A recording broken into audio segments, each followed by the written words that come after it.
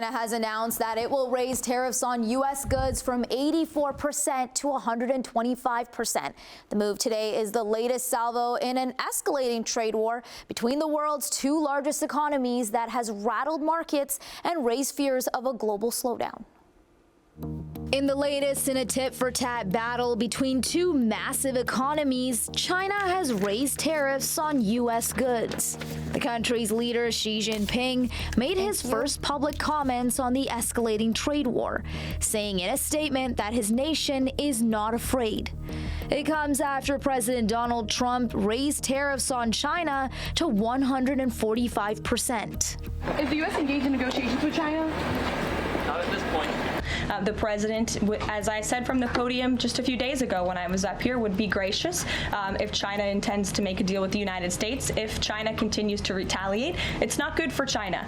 The United States of America is the strongest, best economy in the world, as evidenced by the more than 75 countries who have called the administration immediately to cut good deals. So the president wants to do what's right for the American people. White House officials say the president is waiting for Beijing to break the impasse, but China has repeatedly refused to arrange a leader-level phone call. Xi has instead launched a week of high-stakes diplomacy with other trade partners.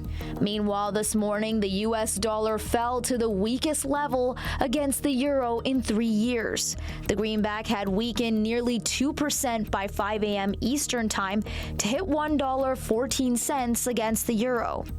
As fears of higher prices mount, some Americans were stocking up on certain goods.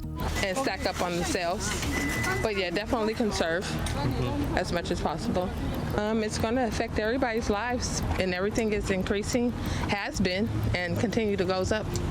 One of those things was electronics, so we ended up buying some electronics that, just needed some upgrading because we figured that there's a good chance that those things are going to get, relatively decent tariffs on them. Some business owners are worried about how they'll survive with the tariffs. 90% of we everyday use stuff come from China. If the supply chain lock it, then both in trouble.